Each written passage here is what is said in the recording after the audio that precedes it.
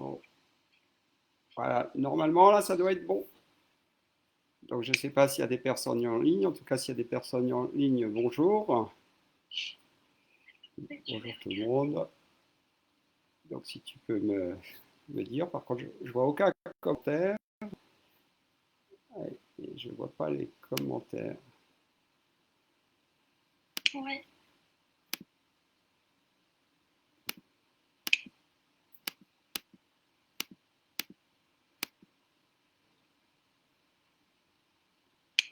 Tu vois que... Est-ce que tu arrives à voir la vidéo, Soumeya? Oui, c'est bon. C'est bon? Donc on est parti là? Oui, Alors, il faut que je remette ma vidéo. Donc là, tu vas me dire si c'est bon et si on peut y aller. oui.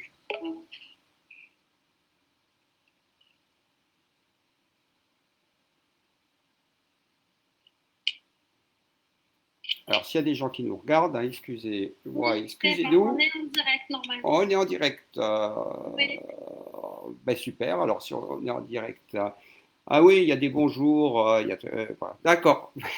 Voilà, ben excusez-nous hein, d'avoir patiné un petit peu pour démarrer. C'est enfin c'est le deuxième FaceTime Live d'Avitam, mais c'est pour moi le premier avec Soubeya, que vous voyez à l'écran.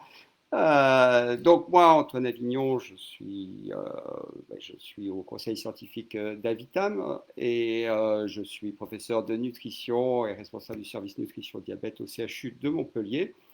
Et donc dans cette période de confinement, on a pensé qu'il y avait des émotions. Et qui dit émotion dit pour un certain nombre d'entre vous manger. Et donc, on va animer un petit peu cette session, ce Facebook Live avec Soumeya.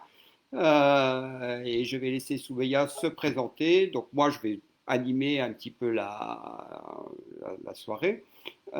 Et puis Soumeya va surveiller un petit peu parce que je vais avoir du mal à faire les deux, les questions qui se posent. Et puis elle me fera des signes, elle m'interrompra en disant il y a des questions super importantes auxquelles il faut répondre tout de suite. Ou alors elle me dira à la fin quelles ont été les principales questions. Donc Soumeya, tu dis deux mots pour te présenter? Oui. Bonjour à toutes et à tous. J'espère que vous allez bien avec le confinement. Je me présente, je suis Chetouane Soumaya, nutritionniste de formation.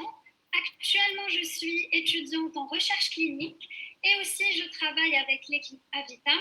Donc, je ne sais pas si vous connaissez les Avitam.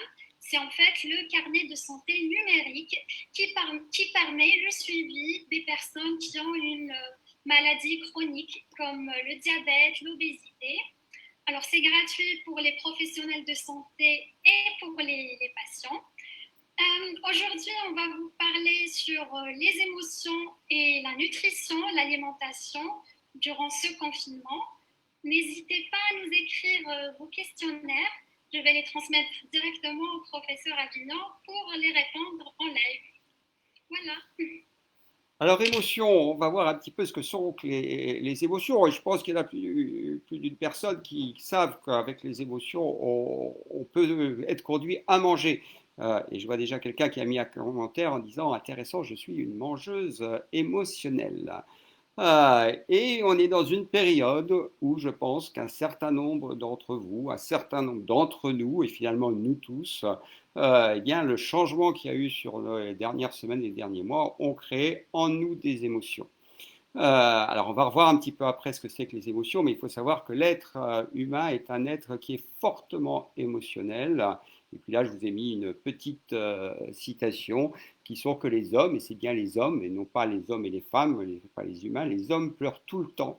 Un homme à son paroxysme est un homme qui pleure, dit l'auteur Édouard Louis.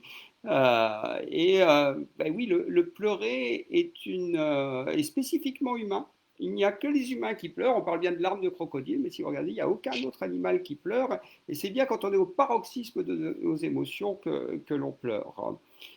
Et on pleure d'ailleurs, on pleure de joie ou on pleure de tristesse. On pleure plus souvent de tristesse que de joie, mais il y a des larmes de joie. Et tout le monde pleure. Il n'y a aucune honte à avoir à pleurer, c'est parfaitement humain. Et si vous regardez, même les plus grands de ce monde sont conduits à pleurer.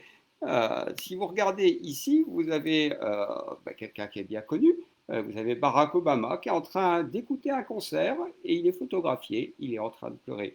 Barack Obama, c'est plutôt un tendre dans les leaders, donc on n'est pas trop surpris. Mais regardez, même les plus durs sont retrouvés en train de pleurer. Vous avez ici Vladimir Poutine, eh bien on le trouve aussi avec des larmes. Et puis, plus difficile à le voir en train de pleurer, parce qu'il se retient, mais même notre fameux Donald Trump, il lui arrive d'avoir des émotions, et vous voyez, lui, par contre, il crispe le visage et se retient de pleurer. Alors, qu'est-ce que c'est qu'une émotion?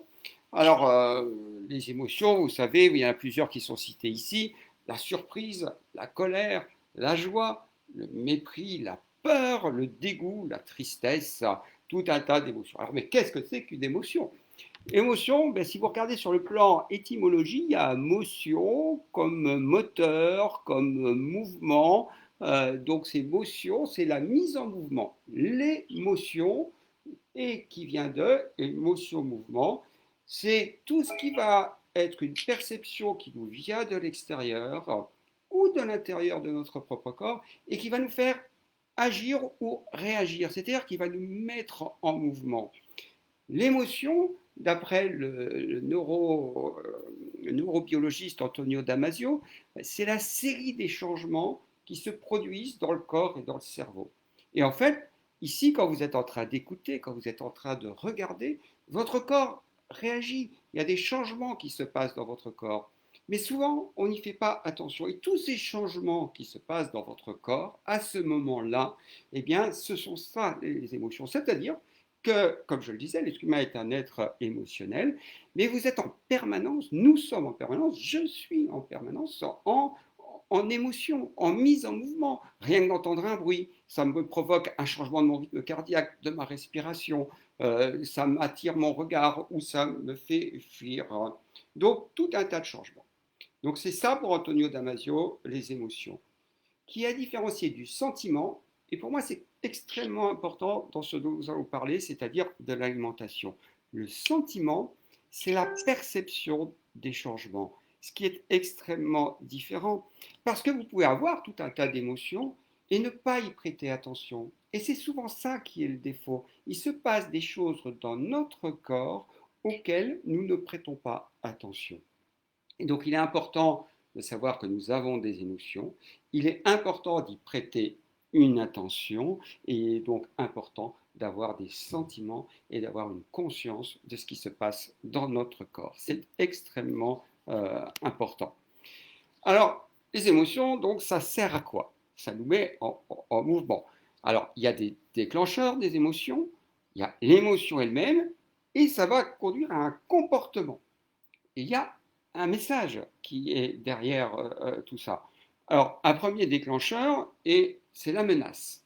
La menace, ça déclenche quoi comme émotion? Ça déclenche la peur. Et face à la peur, qu'est-ce qu'on fait? On va fuir. Alors, l'être humain existe depuis des millions d'années et il y a des comportements ancestraux qui se sont installés. Et finalement, si vous regardez bien, la peur est quelque chose dans la vie primitive, quelque chose de très utile. Il y avait des menaces permanentes partout. On risquait de se faire attaquer par une bête, on risquait de se faire attaquer par quelqu'un, on risquait des maladies. Alors c'est un petit peu ce qui se passe à nouveau maintenant. Et donc la peur sert à se protéger et à fuir face à une menace.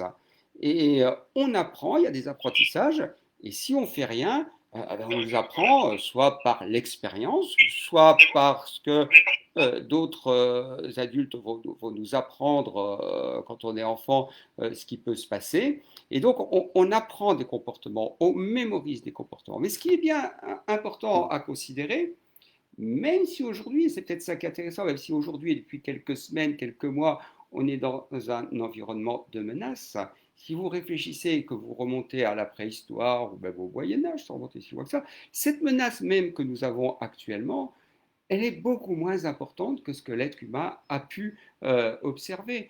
Alors c'est sûr, il y a la peur du virus, mais il y a la peur aussi de mon emploi, il y a la diminution des revenus, il ne faut pas le négliger. Mais finalement, notre survie, pour la plupart d'entre nous, n'est pas tant mise en danger que ça. Donc, premier déclencheur, la menace, la peur. Le deuxième déclencheur, un obstacle. Quelque chose se met en travers de moi. Des choses naturelles, je veux avancer, il y a une falaise devant moi. Bon, rien ne sert, mais il y a quand même des personnes qui vont se mettre en colère. Finalement, je ne peux pas avancer là parce que je voulais aller tout droit et en face de moi, il y a un obstacle. Mais l'obstacle, ça peut être aussi l'être humain qui vient dire, tu ne vas pas faire comme tu as envie parce que le boulot, dans la famille, le conjoint, le patron, le collègue, il se met en travers, ça ne se passe pas comme on voulait.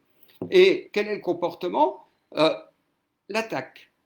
Si vous n'y réfléchissez pas, et l'attaque, vous allez avoir la contre-attaque, vous rentrez dans la dispute. Donc ça va pouvoir être utile, passer l'obstacle, mais ça va pouvoir aussi faire des choses dans le corps qui vont être des réactions négatives. Donc, attaque, il va falloir observer ce qui se passe dans mon corps, et est-ce que la bonne réaction, c'est toujours l'attaque? Est-ce que la bonne réaction, c'est toujours la fuite? Et puis, il y a la perte.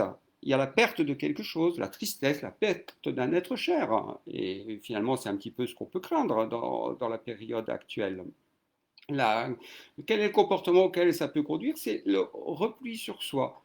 Et quand on se replie sur soi, euh, après la perte, après un deuil, c'est aussi ce qui permet d'intégrer les choses qui nous sont arrivées, ce qui permet à l'autre de voir qu'on va pas bien et à l'autre de venir nous réconforter, de nous apporter du soutien. Donc toutes ces réactions ont leur utilité. L'aversion, le dégoût, alors si on parle de l'alimentation, puisque c'est quand même un peu le sujet ici, le dégoût de quelque chose, ça sert à rejeter quelque chose qui pourrait être dangereux au départ. Hein. Vous savez en différent. Le sucré, dans la nature, quand vous avez quelque chose de sucré, et c'est important parce que le sucré, on va avoir tendance à s'y diriger. Le sucré, c'est toujours rassurant. Quand il y a du sucré, c'est rassurant parce qu'il y a naturellement pas, ou ça serait exceptionnel, de produits sucrés qui soient dangereux pour notre santé.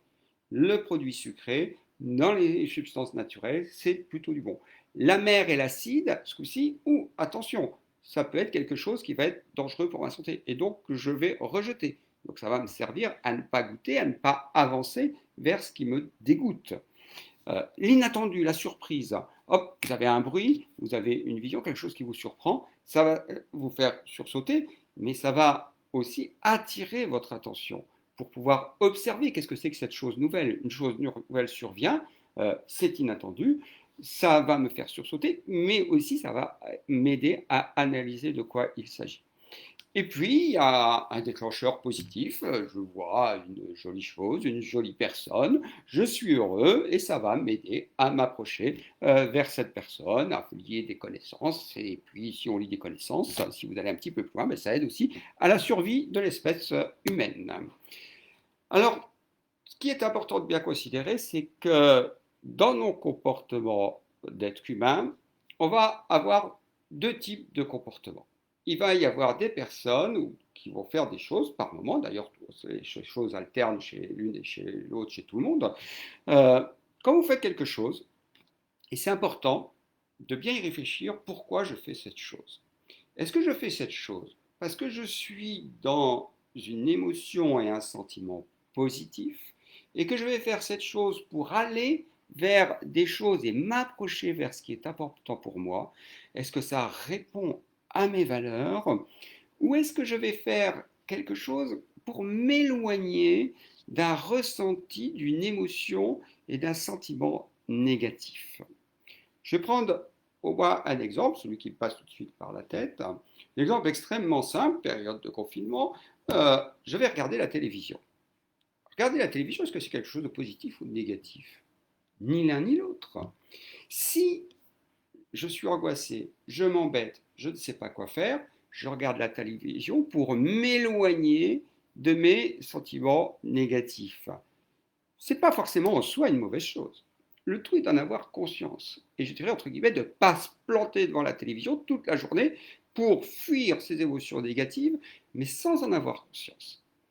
Regarder la télévision, ça peut être s'approcher de ce qui est important pour soi.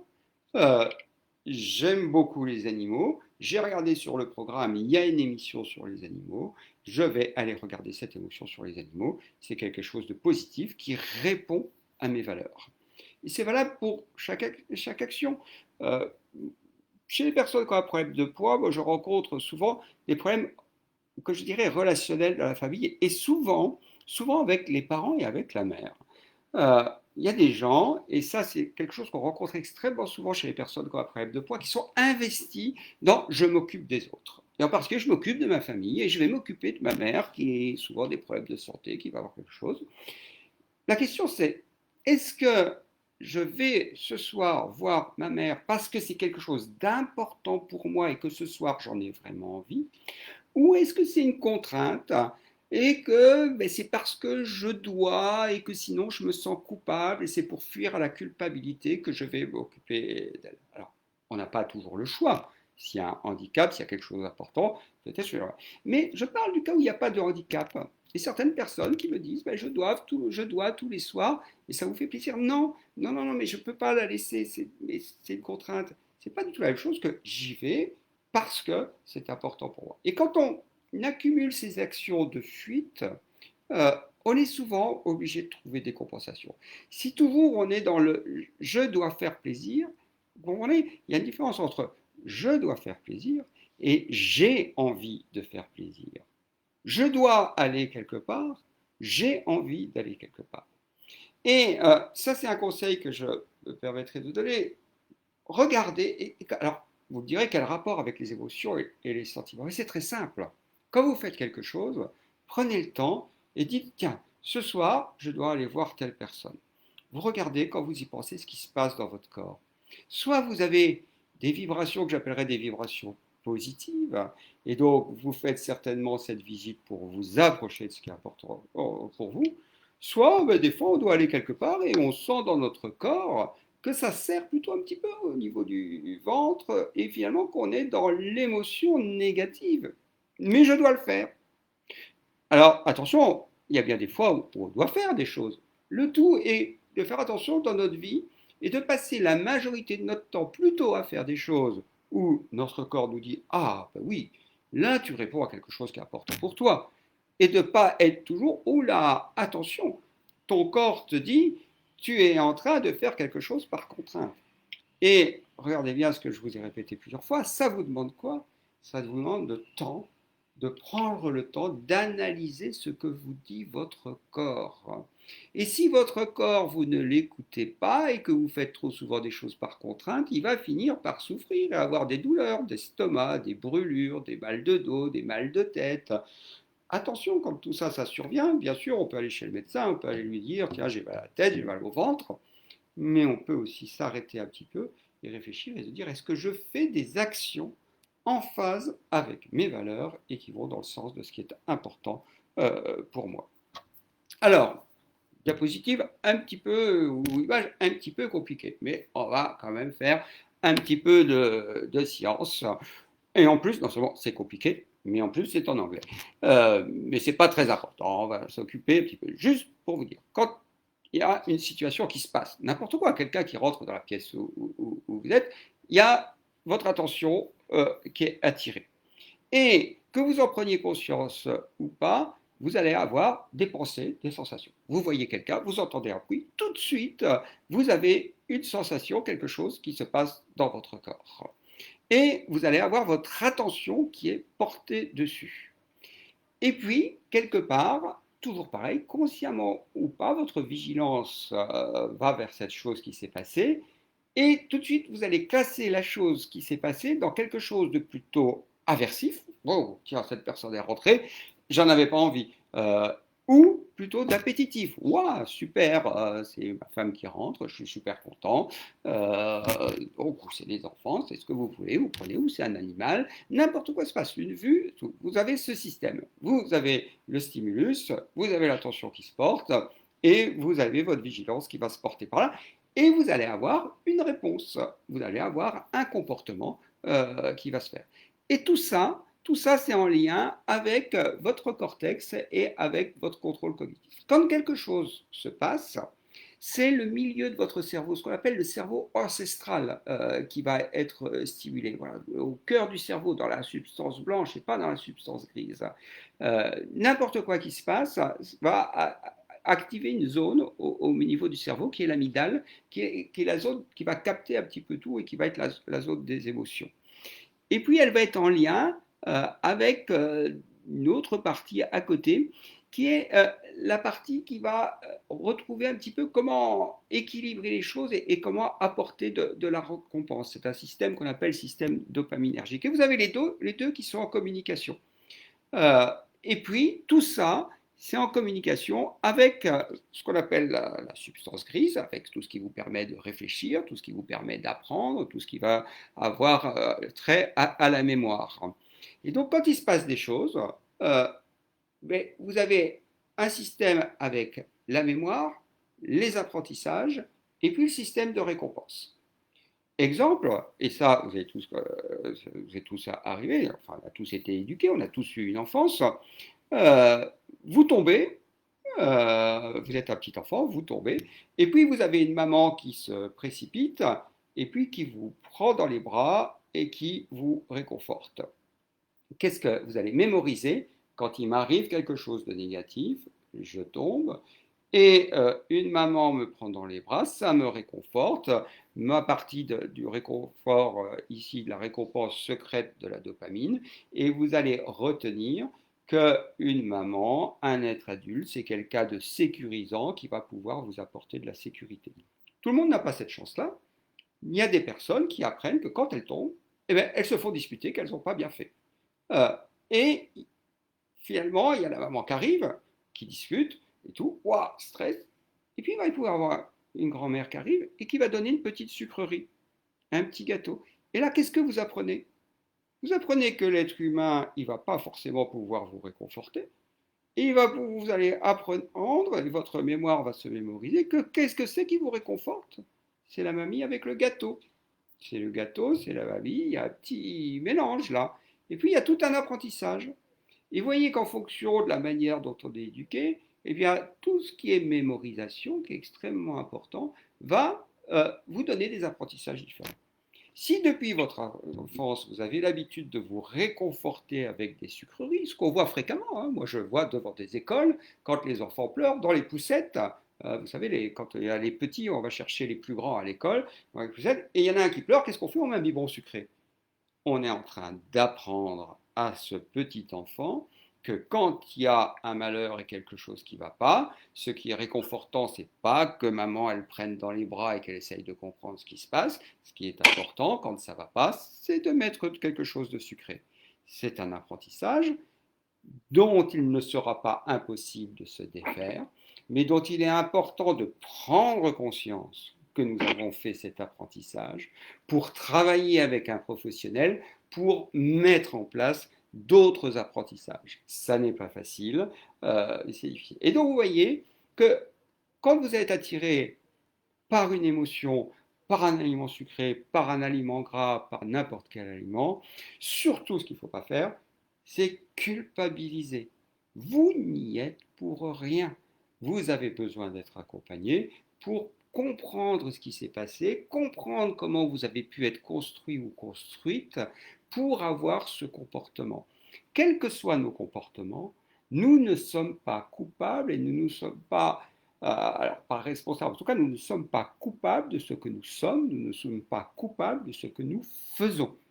Ce que nous faisons est le fruit de nos gènes, est le fruit de notre éducation, est le fruit de notre environnement. Nous n'en sommes pas coupables. Par contre, ça ne veut pas dire que nous ne pouvons pas réagir. Alors manger, c'est un acte qui est à forte valeur émotionnelle, comme je vous le mets ici. Alors, Soumeya, question importante jusqu'ici ou Alors, on a beaucoup de questions, on a, mais on a peu ou beaucoup? Je n'ai pas compris. beaucoup. Beaucoup de questions. Juste, il y en a une qui est vraiment qui te semble, qui revient tout le temps. Non, Alors, pas c'est spécial. comment gérer ses émotions. Ah, comment gérer ses émotions? On va en parler au fur et à mesure. Bien sûr, c'est tout le sujet. Alors moi, je vais vous demander, là, qu'on s'arrête un petit peu et vous poser une question. Est-ce que vous vous souvenez de la première fois où vous avez mangé dans votre vie? Quand est-ce qu'on mange pour la première fois? Il y a quelqu'un qui trouve? Quelqu'un nous met une réponse, Soumeya? Pas encore. Pas encore. N'hésitez pas à nous répondre. Hein? N'hésitez pas à nous répondre. N'hésitez pas à nous répondre. Quand est-ce qu'on mange pour la première fois?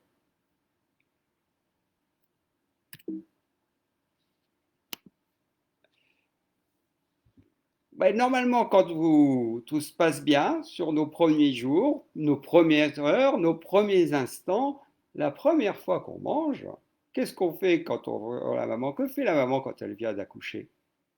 Elle prend le bébé. Elle prend le bébé. Et où est-ce qu'elle le met, le bébé? Elle le pose sur ses cuisses, puis elle fait autre chose, elle discute avec le papa. Non, elle a envie de prendre le bébé. Et le bébé, est-ce que ça a été un moment agréable? Bon, maintenant, il y a les péridurales, mais il y a les moyens, mais quand même, l'accouchement reste un moment difficile pour la maman et pour le bébé. Et qu'est-ce que fait la maman après cet accouchement? Elle prend le bébé. Et elle le met où? Elle le met à son sein. Pourquoi est-ce qu'elle le met à son sein? Pourquoi est-ce que la maman met le bébé à son sein? Bah, pour qu'il tète. Pourquoi est-ce qu'il tète? Pour manger. Alors, est-ce que la maman se dit, oh, ce pauvre bébé qui vient de naître, il doit avoir faim, il lui faudrait 45 kilocalories et je vais lui apporter une quantité de lait qui va lui donner 45 kilocalories. Non, la maman, elle vient de souffrir, elle vient d'avoir un moment à forte émotion.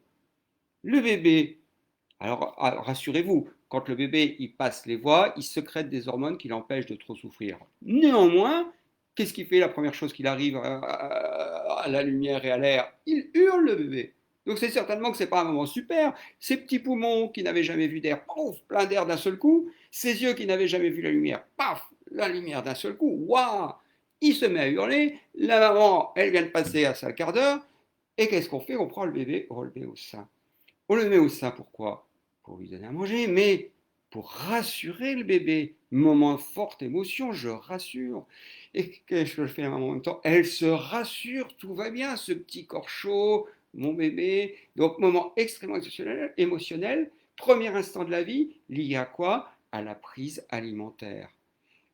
J'ai un moment de forte émotion, j'arrive à la lumière, j'arrive à l'air, je mange, je suis réconforté tout de suite. Premier instant, lien très fort entre réconfort et alimentation. Il y a des gens... Alors, on vient de recevoir quelques réponses. Il y en a qui disent à la naissance et d'autres dans le ventre de la maman, au moment de la conception, allaitement, biberon. Voilà. Alors, premier instant, elle est bien, oui, effectivement. Dans le ventre, le bébé déglutit et ce qui mange, son alimentation se fait surtout par le cordon ombilical. Hein. Après, c'est vrai que le bébé déglutit déjà dans le ventre. Mais les premiers instants, je dirais, à notre lumière, c'est ici. Alors, excusez-moi, on m'appelle sur le téléphone, je vais juste dire que je ne peux pas. Voilà.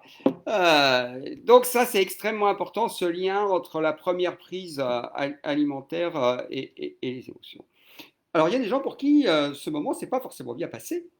Pour qui il va y avoir séparation, la maman a un problème de santé, le bébé, on éloigne.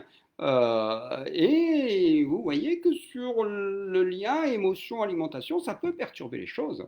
Et donc, certains d'entre vous, s'ils ont eu des problèmes à la naissance et qu'il y a des problèmes alimentaires, encore une fois, ne culpabilisez pas. De toute façon, règle générale, ne culpabilisez pas, ne culpabilisez jamais, ça n'apporte rien qu'à aggraver les problèmes en règle générale.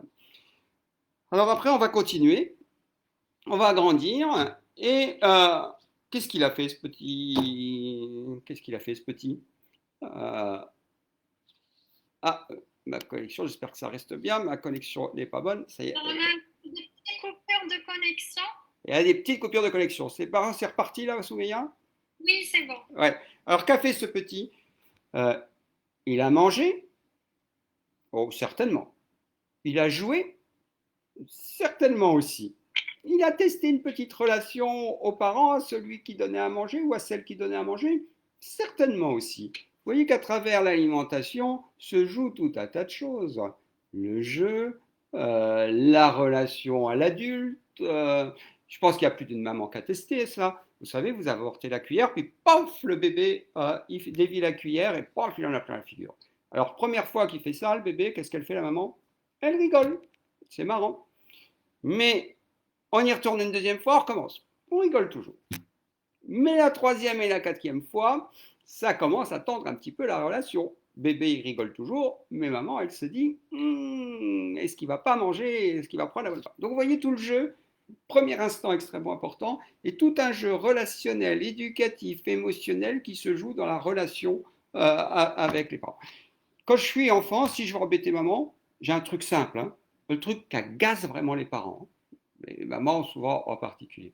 Je refuse de manger. Je joue avec la nourriture et je ne mange pas. Il y a plus d'une maman qui doit connaître. J'exclus pas les papas, hein, mais les papas peuvent aussi participer et faire. Alors il y a quelqu'un quand même qui a bien fait le lien entre cette alimentation, ce qu'on mémorise dans notre éducation, c'est quand même Proust et la petite Madeleine de Proust. Qu'est-ce qui se passe, Proust? Le personnage, il va chez sa tante, et puis il a plu, et hop, enfin c'est sa mère qui lui donne une madeleine, et pauvre, tout d'un coup, le mémoire, il se retrouve dans l'enfance, il se retrouve chez la tante Léonie. Donc quand on met quelque chose dans la bouche, ça réactive toute cette histoire, toute cette éducation, tout ce qui s'est passé. Il y en a peut-être qui ont l'odeur du poulet rôti chez une grand-mère ou chez les parents, l'odeur d'un roast beef, des choses qui nous rappellent notre enfance et des goûts sur lesquels on va être attiré, des choses. Ça peut être l'inverse, hein. Ça peut être à chaque fois qu'il y avait un repas un peu exceptionnel, tout le monde se disputait dans la famille. Et puis moi, finalement, quand on m'amène ce plat du dimanche où toute la famille était un petit peu tendue, c'est plutôt du dégoût. Donc en tout cas, euh, beaucoup d'émotions autour de l'alimentation, de la mémorisation et le lien entre les deux. Je mets quelque chose dans ma bouche, je vois quelque chose, je vois l'aliment, ça m'évoque de la mémoire, ça m'évoque des situations réconfortantes, ça m'évoque des situations stressantes. Tout ça est extrêmement important. Alors, autre chose, c'est quand est-ce qu'on mange, pourquoi est-ce qu'on mange. Alors, si vous prends toutes ces petites personnes, toutes ces personnes de tous ces ancêtres, quand est-ce qu'ils mangeaient Alors, je ne sais pas s'il va y avoir des réponses. Quand est-ce qu'ils mangeaient? Des réponses apparaissent? Il y a eu un peu de coupure. Est-ce que vous pouvez répéter, s'il vous Ah, plaît? il y a eu un peu de coupure. Eh oui, parce que le réseau de l'hôpital n'est pas bon, et je me suis branché sur mon téléphone qui a un meilleur réseau que l'hôpital. Globalement, on entend quand même, Soumeya? Oui, comme Ouais. ça, c'est bon. Ouais. Alors je disais, tous nos hommes, tous nos ancêtres là, ces êtres préhistoriques, quand est-ce qu'ils mangeaient? Est-ce qu'il y a quelqu'un qui peut nous apporter une réponse? On attend quelques secondes. En attendant, on peut regarder quelles sont nos émotions dans notre corps, ce qui se passe dans notre corps, pour ceux qui toujours.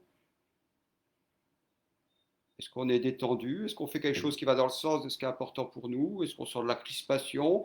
Est-ce qu'on en a marre et puis qu'on reste là comme ça? Si c'est ça, n'hésitez Alors, pas. on a une réponse, c'est quand il trouvait.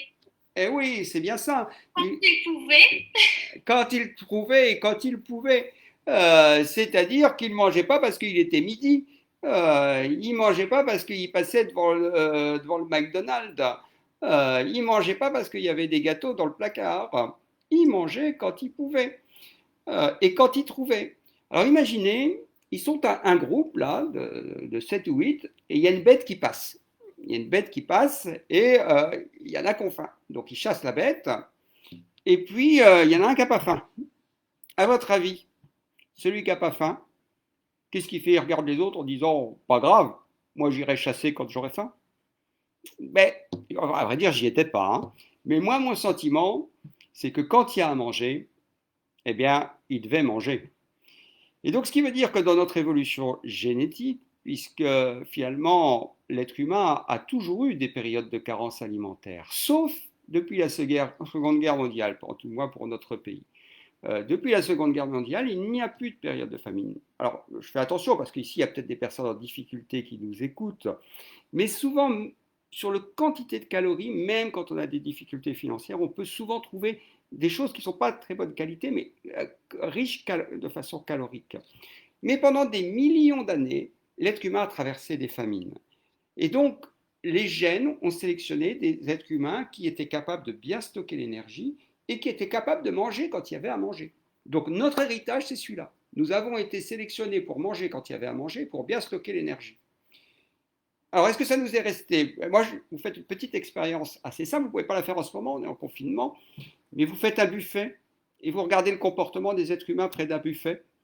Vous croyez que beaucoup de personnes se posent la question de savoir s'ils ont faim, là? Vous savez, ces buffets avec le petit four et tout.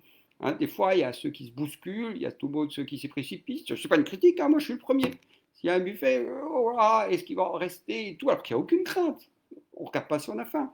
Donc, il y a quelque part, nous sommes programmés pour manger. Alors, c'est pareil là. Ne culpabilisez pas si vous êtes attiré par les buffets. Ne culpabilisez pas si vous êtes attiré par l'alimentation. C'est quelque chose qui, a priori, est dans l'évolution naturelle. Manger, ça sert à plusieurs choses. Alors, ça sert bien sûr à garder notre corps en équilibre. Ça sert aussi au plaisir. Et attention, les gens qui me disent, moi, j'ai pas de plaisir à manger. Excusez-moi, il y a eu une petite coupure. Ah, et là, c'est reparti, Soubeya? C'est bon là? Ça marche? Non, a priori, ça. Professeur Avignon, vous nous entendez? Oui, moi j'entends, mais vous m'entendez? Oui, là c'est bon, il y a eu une petite coupure. Ah, alors donc je disais à quoi ça sert de manger. Et là, c'est bon, Soumeya, on entend toujours? Oui, c'est bon, on entend très bien. Donc ça sert à garder notre corps, c'est ce qu'on appelle l'homéostasie, à garder notre corps en forme, à avoir tous les bons nutriments, mais ça sert aussi au plaisir. Et attention, manger sans plaisir, c'est qu'il y a quelque chose qui ne va pas. Qu'on soit au régime, qu'on soit avec un excès de poids, qu'on soit... Il doit y avoir du plaisir. S'il n'y a pas de plaisir dans votre alimentation, c'est qu'il manque l'une des trois choses qui va équilibrer notre prise alimentaire. Et la troisième chose, c'est le symbolisme et c'est la culture. Il y a une culture différente suivant où on est né, suivant où on a grandi. Et derrière cette culture, il y a aussi la notion de rencontrer l'autre. C'est-à-dire que la prise alimentaire est quelque chose qui se fait dans le partage. Alors attention, dans notre société, et là c'est quelque chose de difficile, et particulièrement difficile, et je me demande si les réseaux ne peuvent pas nous aider avec les Zooms, avec les trucs qu'on est en train de mettre en place, manger seul, et tout le temps seul, et ça, certaines personnes, ils sont contraintes, et je n'ai pas forcément la solution. C'est émotionnellement très difficile dans la durée. Et c'est là que ça va conduire à mettre une télévision, à combler ce vide qui est fait par la solitude. Parce que, ben, depuis, si vous remontez aux hommes préhistoriques que je vous ai montré avant, on chasse, et puis on se réunit avec les autres pour faire son feu, pour faire son... et c'est là qu'on se rencontre, et puis des couples se forment, et puis l'espèce humaine persiste. Donc ces trois choses sont extrêmement importantes. Le plaisir qu'il faut absolument garder, la notion de partage. Alors je sais souvent, et quand vous regardez, ben, le problème du poids va beaucoup toucher des personnes seules. Et ça, c'est vraiment essayer de retrouver du relationnel, faire des groupes en virtuel, en fait, c'est mieux que rien. Donc, extrêmement important de garder ces trois personnes. Alors, je vous ai montré les hommes préhistoriques, mais on n'est plus à la préhistoire. Et nos rues, maintenant, ressemblent à ça. Des publicités partout pour manger, des fast-food partout, des kebabs, des boulangeries. Vous ne pouvez pas faire 100 mètres dans une ville sans trouver de quoi manger. Et donc, la carence alimentaire, ça n'existe plus. Et puis, nos vies ressemblent à ça. Il faut toujours travailler plus, il faut y aller plus, il faut toujours en faire plus, il faut faire 50 choses à la fois. Et ça, petit conseil pour vos enfants. Vous savez que les parents, maintenant, essayent de toujours occuper les enfants. Hein, le sport, la musique, le truc. Apprenez-leur l'ennui. Apprenez-leur à observer le temps, à observer leur corps, à observer ce qui se passe, cette course folle pour le temps, l'argent, le travail, on regarde, on lit le journal, on regarde la télévision, on mange, on n'est plus à ce qu'on fait. Bon, vous me direz, il y a quand même quelqu'un qui nous a aidés, hein, le travailler plus pour gagner plus, 2007, ça vous rappelle quelqu'un. Alors qu'est-ce qu'on gagne plus hein, quand on travaille plus et qu'on est toujours dans ce stress permanent? On gagne plus d'infarctus, on gagne plus de burn-out, on gagne plus d'eczéma, on gagne plus de douleurs d'estomac, on gagne plus de douleurs au dos. Euh, donc, nos vies ont changé, notre environnement a changé, et il fait tout pour qu'on soit stressé. Et nous ne sommes jamais à ce que nous faisons. Euh, Là, vous avez ce monsieur qui est au travail, et pendant qu'il est au travail, il se dit, oh là là, vivement que je sois le soir à mes loisirs.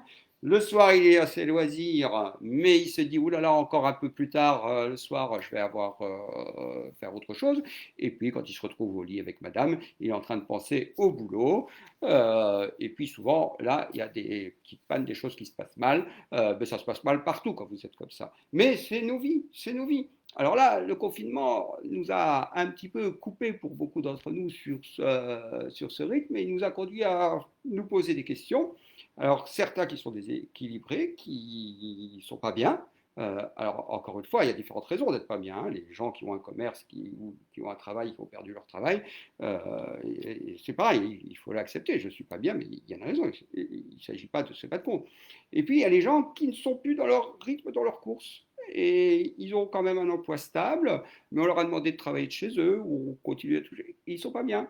Et puis, il y a ceux qui savent apprécier. Et là aussi, observez dans quel groupe vous vous situez. Et vous pouvez être dans un groupe qui n'a pas de chance et qui est obligé de se sentir mal. Il faut l'accepter. Alors notre environnement, il est construit maintenant pour nous piéger. Quand vous allez au cinéma, alors voilà, c'est un truc quand même, c'est effrayant. On va au cinéma, on vous propose des pop-corns quand vous achetez votre place. Moi, je vais au cinéma, je ne viens pas manger des pop-corns. Pourquoi est-ce qu'on vend des pop-corns et dans des tailles immenses? Parce qu'on sait que devant un écran, on vous fait bouffer n'importe quoi. Et plus le film est stressant, si vous allez voir un film d'horreur, vous allez pouvoir vider beaucoup plus vite. Moi, ce que je dis toujours, le conseil que je dis toujours, allez acheter le gros paquet comme ça de popcorn. Et puis vous allez voir un film d'horreur. Et vous regardez ce qui reste après votre film d'horreur dans votre paquet de popcorn. Bon, votre voisin ou votre voisine vous en aura piqué quelques-uns, ça c'est sûr. Et puis vous allez acheter le même paquet de popcorn, vous installez dans votre cuisine, calmement, rien que le gros paquet de popcorn, et vous mangez le paquet de popcorn. Et vous verrez si vous arrivez à avaler tout le paquet de popcorn. Vous comparez les deux situations. Toujours être plus productif, toujours être plus stressé, manger pour se conforter, à manger partout, les buffets, vous avez vu, hop, les personnes qui mettent tout. Un environnement, voilà, les gens, ils vont payer une inscription à la salle de fitness, mais ils vont prendre les escaliers roulants pour y aller, ils vont prendre la voiture, ils vont se garer le plus près possible. Moi, le conseil que je vous donne pour économiser l'inscription à la salle de fitness, 450 ou 600 euros, je ne sais pas, par an, euh, vous allez à la salle de fitness et vous y allez à pied. Vous prenez les escaliers, vous montez, vous redescendez, vous retournez chez vous à pied ou en vélo et vous ne payez pas l'abonnement à la salle de fitness. Vous avez fait votre exercice et plutôt que de prendre la voiture, se garer, prendre les escaliers roulants. La télévision qui capte notre attention avec souvent des publicités, les publicités qui sont partout. Vous voyez ici les couloirs du métro, les escaliers qui ont des publicités. Donc voilà ce que c'est notre environnement aujourd'hui. Donc encore une fois, et alors je ne vais pas détailler là. Dans cet environnement stressant, ce qui est dur, c'est que, ben, je vous l'ai dit tout à l'heure, il y a un apprentissage, hein, la mamie qui a réconforté avec le sucre. Et puis, il n'y a pas que ça. C'est que physiologiquement, la manière dont est construit notre corps, c'est que quand on est d'humeur négative, on a des variations dans le corps, des hormones qui varient, les acides gras qui baissent. Et, par bonheur ou par malheur, si je mange gras ou sucré, le mieux c'est gras et sucré, eh bien, vous corrigez au moins transitoirement ces modifications hormonales, vous faites remonter les acides gras et vous améliorez au moins de façon transitoire l'humeur. Donc il est logique, quand ça ne va pas, qu'on puisse être attiré vers une alimentation grasse et sucrée. Là, pareil, rien ne sert de culpabiliser, rien ne sert de se donner des coups de fouet, parce que plus on se donne des coups de fouet, plus on se culpabilise, plus on aura besoin de se réconforter. Donc je prends conscience je me dis que c'est quelque chose de normal, que j'ai le droit de me faire plaisir et je vais pouvoir me réconforter avec une quantité raisonnable d'aliments. Par contre, si je me culpabilise, je vais devoir en manger plus. Quand ça ne va pas, manger, ça fait du bien. Et manger gras ou manger sucré. Je vous propose de faire le test. Le jour où ça ne va pas, essayez le poireau. Vous verrez que sur le moral, le poireau, ça ne fait pas grand-chose. Hein. La carotte, pas beaucoup plus. Donc, quand votre corps demande quelque chose, quand votre corps vous dit ça va pas et qu'il vous demande du réconfort, il faut que vous lui apportiez du réconfort. N'essayez pas de bluffer. Et quand on entend prenez un verre d'eau, prenez un fruit, un yaourt maigre, non, c'est pas ça que demande votre corps. Il finira par vous faire craquer après et vous en prendrez encore beaucoup plus. Donc écoutez-le et répondez-lui. Alors, quand il y a des choses qui, comme ça, nous font plaisir, il y a des activations au niveau du cerveau. Je vais parler tout à l'heure de cette petite zone qui est la zone du plaisir. et on n'active pas tous pareil cette zone du plaisir. Ici, vous avez une expérience qui est faite. On a mis la personne dans un système d'imagerie cérébrale où on voit ce qui se passe dans le cerveau et on montre des photos de chiens, des photos d'alimentation sucrée, des photos d'activité sexuelle, des photos qui sont plutôt neutres, un phare ou deux personnes qui sont assises là. Et on regarde quand on montre ces photos comment s'active la zone du plaisir. Il y a des personnes qui, quand elles voient du sucré, activent beaucoup l'activité du plaisir. Il y a d'autres personnes qui, quand elles voient de l'activité sexuelle, elles activent beaucoup la zone du plaisir.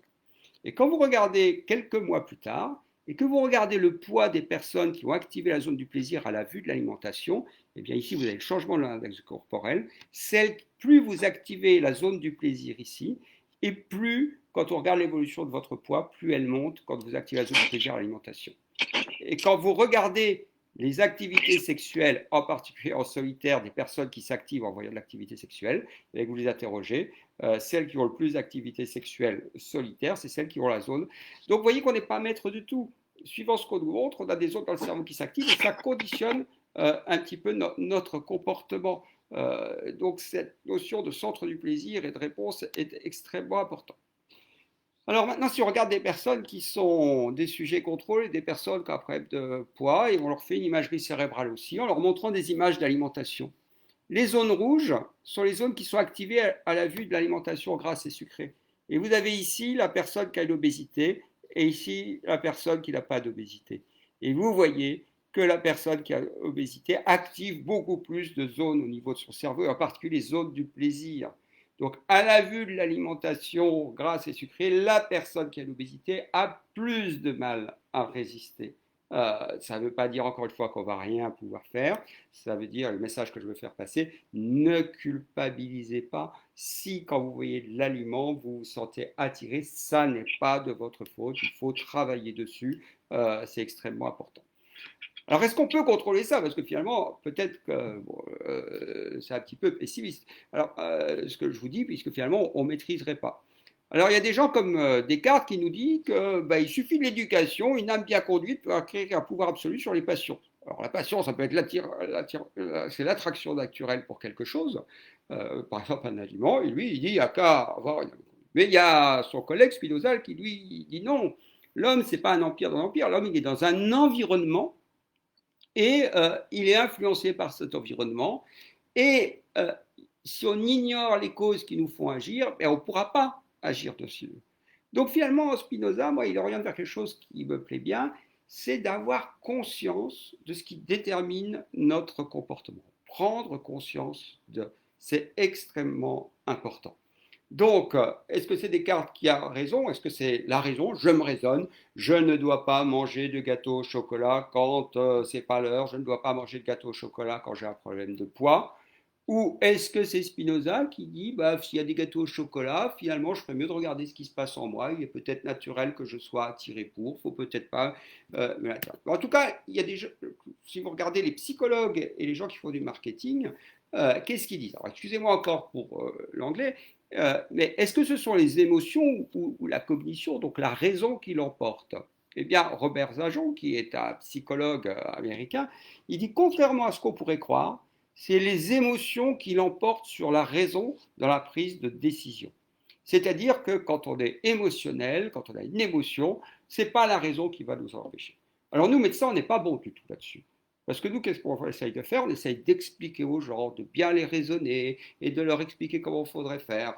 Et puis, les gens, ils ont des émotions et ils n'arrivent pas à nous écouter. Alors, il y a des gens qui sont très très bons là-dessus, bien meilleurs que les médecins. C'est les gens qui font du marketing. Alors, excusez-moi encore pour l'anglais, mais là, c'est une publication de marketing et qui parle des publicités. Et alors, je vais vous dire ce que dit cette conclusion de cette publication. C'est que pour une publicité, plus les émotions dominent sur le message rationnel, plus les effets sur le business, donc sur les ventes, est important. Les publicités les plus efficaces sont celles qui ont peu ou pas de contenu rationnel. Donc, les publicitaires, ils savent bien. Ça ne sert à rien d'expliquer aux gens. Ça ne sert à rien de leur expliquer que leur produit est bon, qu'ils conduit les bons trucs. C'est l'émotion qui compte. Et d'ailleurs, regardez quelques publicités. Vous avez ici de publicité. Si vous ne connaissez pas quel est le produit, vous ne savez absolument pas quel est le produit.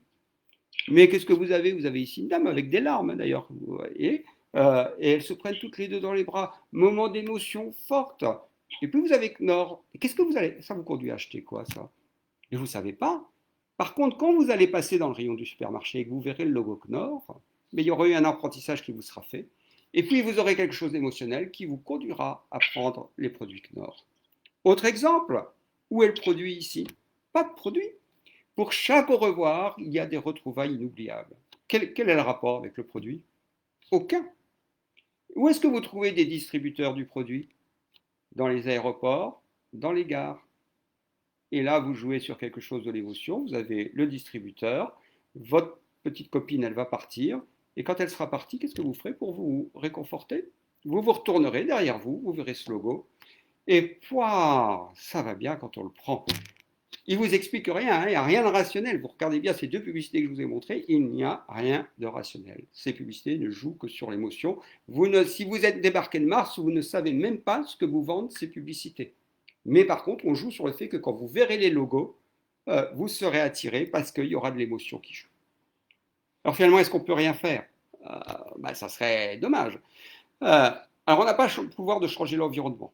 Ça, c'est sûr. Par contre, ce qu'on peut changer, c'est notre manière dont nous interagissons avec lui. Et donc de bien avoir conscience de ce que je vous ai dit, c'est que l'environnement, il est là pour nous piéger. Alors, comment faire pour reprendre le contrôle? C'est toute la question. Alors, comment reprendre le contrôle? Et en connaissant et en sachant, je reprends à nouveau Spinoza, en observant et en sachant pourquoi j'agis.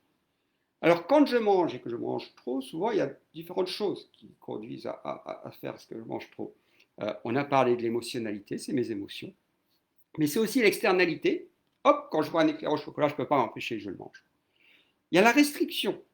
Ma tête me dit tout le temps que je ne devrais pas manger des éclairs au chocolat. Ma tête me dit tout le temps que je ne devrais pas manger des choses grasses. Je me restreins, alors vous me dire, ça c'est plutôt bon. Ben non, pourquoi? Parce que ça, si vous êtes tout le temps dans ce raisonnement et que vous n'avez plus rien de naturel, eh bien c'est la désinhibition qui va arriver, vous allez craquer, vous allez lâcher et vous allez passer devant la pâtisserie, vous allez acheter 3, 4 gâteaux au chocolat ou en acheter un gros et manger tout. Et qu'est-ce que vous allez faire derrière ça? Vous allez culpabiliser.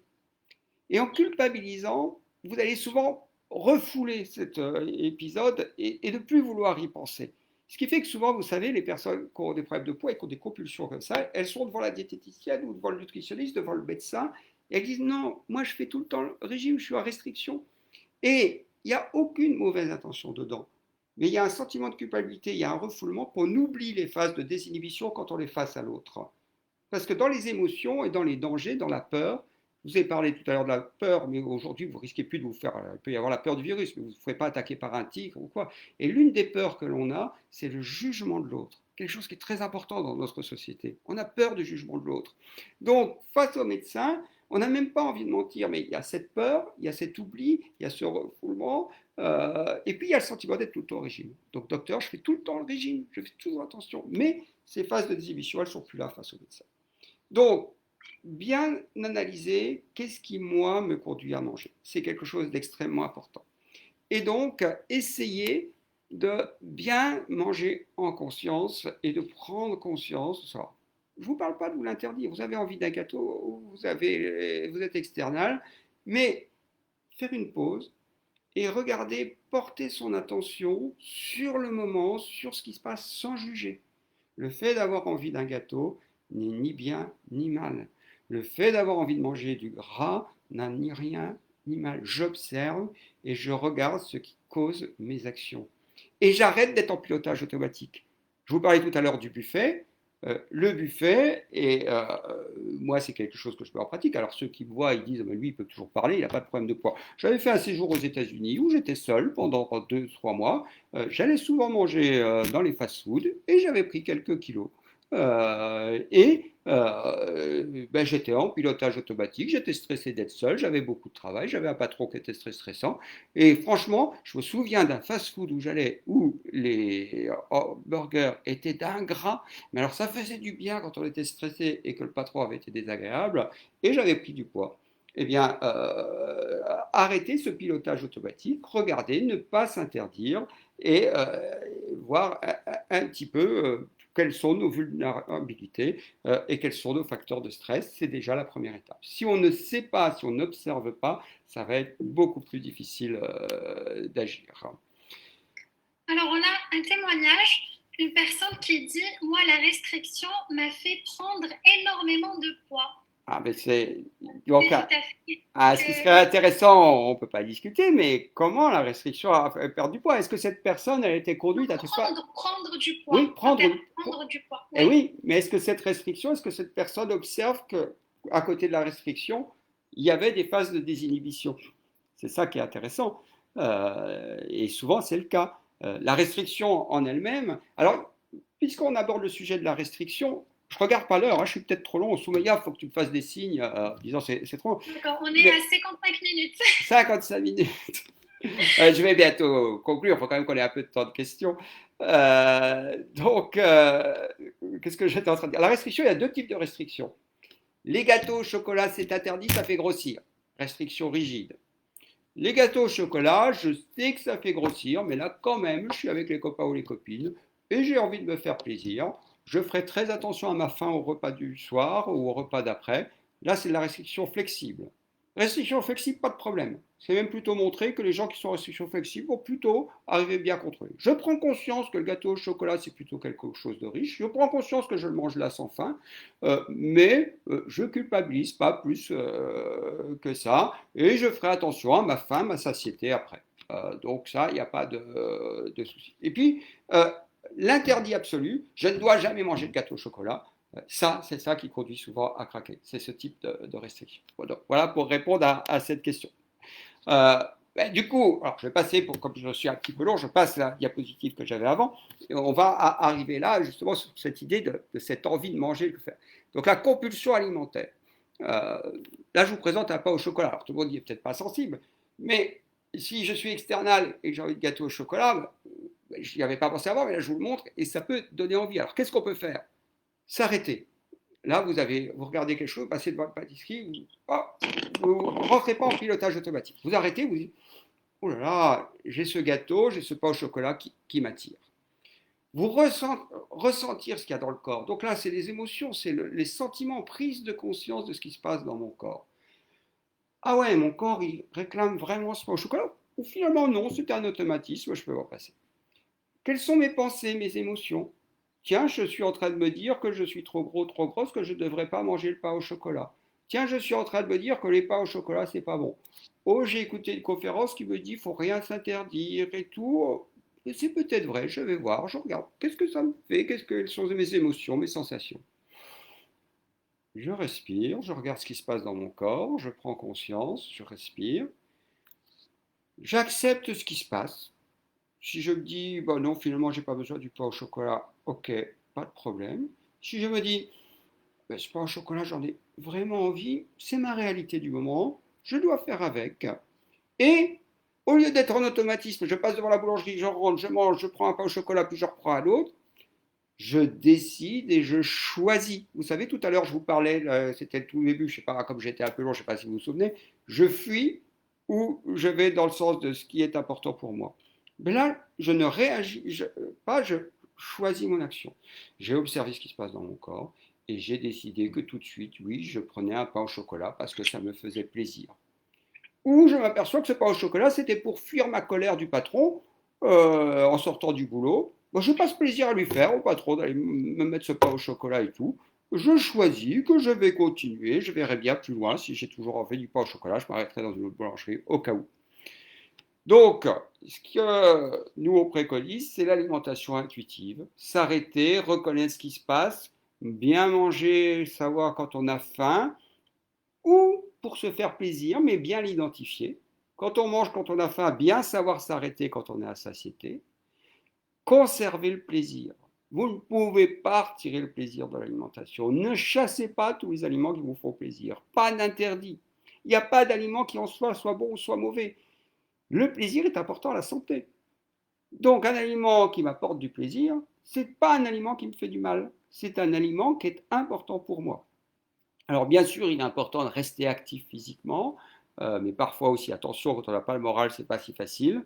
De gérer ses émotions Alors, pas tout le temps sans utiliser la nourriture, mais essayez de trouver d'autres moyens, voir si moi, je ne choisis pas, je ne peux pas choisir ou m'orienter vers d'autres choses. Alors attention, tout ça c'est des mots et on n'est pas tous égaux. Euh, vous avez ici l'Everest. Alors s'il fait un beau temps comme ça, que je choisis, je suis là et j'ai fait une escale, je vois, et je suis capable de choisir si je veux rester sur place à attendre que les autres viennent, si je veux faire demi-tour ou si je veux continuer. Je vois clair. Donc ça, c'est la personne qui a le moral, qui va bien, qui a des moyens. Mais attention, si ici c'est la photo qui est prise du même endroit mais dans le brouillard, vous allez plus de mal à avoir à bouger, à prendre des décisions, à savoir ce que vous voulez faire.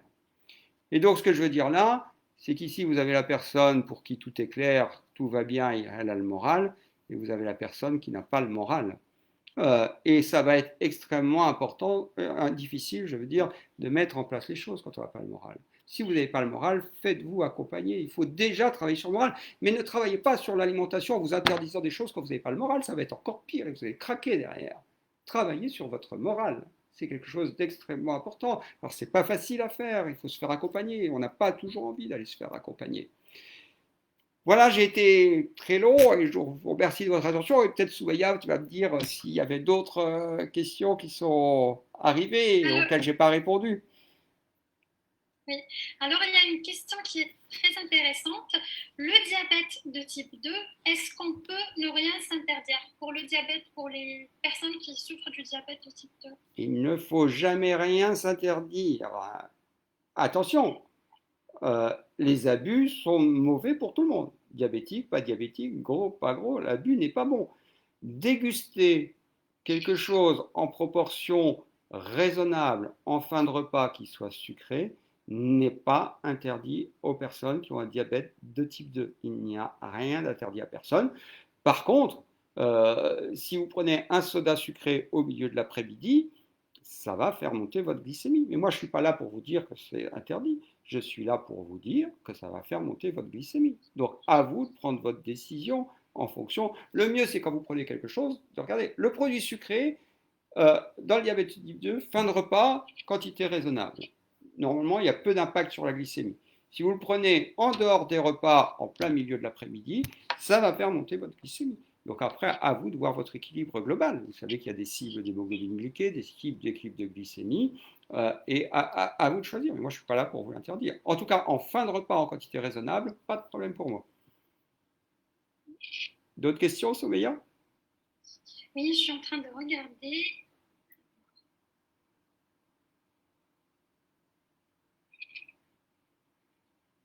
Alors, y a-t-il un parallèle avec les leviers utilisés en addictologie?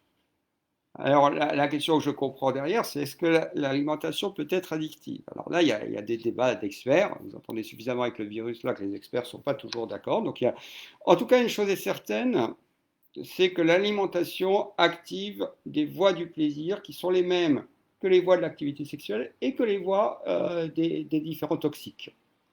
Ma conviction personnelle, c'est qu'il y a des liens et qu'effectivement, il y a des approches, en particulier dans les thérapies comportementales, qui sont valables à la fois pour les toxicomanies et pour l'alimentation. Une grosse différence, c'est que le toxique, on peut s'en passer complètement.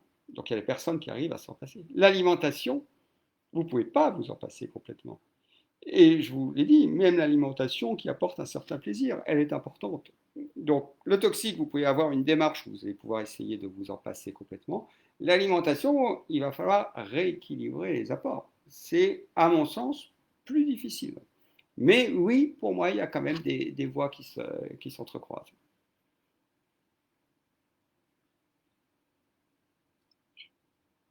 Alors, qu'est-ce qu'on fait devant une grosse faim? Qu'est-ce que vous répondriez? On s'écoute. Hein? On mange devant une grosse faim. On mange. On prend conscience qu'on a faim, on s'arrête, on prend conscience qu'on a faim. Attention, quand même une petite mise en garde, attention à la faim et l'envie de manger. Alors là, je termine sur une petite Soumeya tout en introduction à parler d'Avitam. Je termine à nouveau par une petite publicité d'Avitam. Allez voir les petits Nutrifacts sur la faim et la satiété. Parce qu'il y a beaucoup de personnes qui se trompent, qui prennent une envie de manger pour de la faim. C'est pas si facile que ça à distinguer. Donc allez sur Avitam, inscrivez-vous et regardez les vidéos NutriFacts qui vous parlent de la faim. Et si j'ai une faim et une vraie faim, qu'est-ce que vous faites quand vous avez soif? Vous On buvez. voit. Qu'est-ce que vous faites quand vous êtes fatigué? Vous dormez. En tout cas, c'est ce que vous devriez faire. Parce que quand vous êtes fatigué, vous pouvez aussi répondre en prenant de l'alimentation grasse et sucrée qui va vous tenir éveillé. Ce n'est pas la bonne réponse. Vous analysez ce que j'ai essayé d'assister, vous analysez sur votre corps, qu'est-ce que votre corps vous dit? Votre corps vous dit j'ai faim, vous mangez. Si votre corps vous dit j'ai envie de manger, ce coup-ci vous réfléchissez et vous faites en conscience. Je n'ai pas faim mais j'ai envie de manger. Que m'apporte cette alimentation? Moi je ne vous dis pas qu'il ne faut pas manger quand on n'a pas faim et envie de manger. Je vous dis qu'il faut en prendre conscience et décider en conscience. Je n'ai pas faim mais j'ai envie de manger. Je mange ou je ne mange pas. C'est votre choix. Mais attention, pas d'interdit. C'est pas je ne mange pas et je fuis. C'est je suis content de décider de ne pas manger. Parce que j'ai pris conscience que c'était de l'envie, que tout de suite je peux me passer de cette envie. D'autres questions, Soumeya? Normalement, c'est bon. On a fait le tour des questions? Oui, il y avait une question tout à l'heure sur est-ce qu'il y a un mauvais ou un bon sucre? Euh, Au goût, qu'est-ce que c'est le bon et le mauvais? Si c'est au goût, je vous laisse choisir. Comment pour la santé? Ah, pour la santé. Et comme pour tous les produits, pour la santé, plus ils sont raffinés, plus ils sont blancs, et moins il va y avoir de... Vous savez, c'est ce qu'on appelle, plus un produit est blanc, plus il est raffiné, ça va être ce qu'on appelle de la calorie vide. C'est-à-dire, il y a l'énergie, il y a le sucre, mais il n'y a rien d'autre. Il n'y a pas de vitamines, il n'y a pas de fibres, il n'y a pas de minéraux, il n'y a pas d'oligo-éléments, il n'y a rien. Donc, un sucre blanc est un sucre qui apporte de la calorie et du plaisir. Et c'est tout. Plus vous allez prendre un sucre qui n'est pas raffiné, un sucre brun, et plus vous aurez des apports de nutriments complémentaires. Et donc, il aura des avantages pour la santé que n'aura pas le sucre blanc. Et c'est la vérité pour tout. Hein. Vous prenez du pain blanc, il apporte moins que du pain qui va être ou qui ne va pas être blanc. Vous prenez des pâtes, vous prenez du riz. Tout ce qui est blanc, tout ce qui est pur raffiné, va s'être débarrassé de nutriments qui sont importants pour la santé. Voilà, normalement, on a fait le tour des questions. On a fait le tour des questions? Oui, alors n'hésitez pas à vous inscrire sur Avitam, c'était vraiment gratuit et ça restera gratuit et vous allez trouver vraiment tous les tests qu'on vient de dire sur la faim, sur la pleine conscience et tout. Ça va vraiment nous aider à être en pleine conscience avec notre alimentation et pour définir aussi nos émotions. Donc voilà. Ben, Alors, merci. normalement, sur le live, ils voient la diapositive, mais pas nous. Ah bon, on ne nous voit pas sur le live? Non, on ne voit pas sur le live. Ah,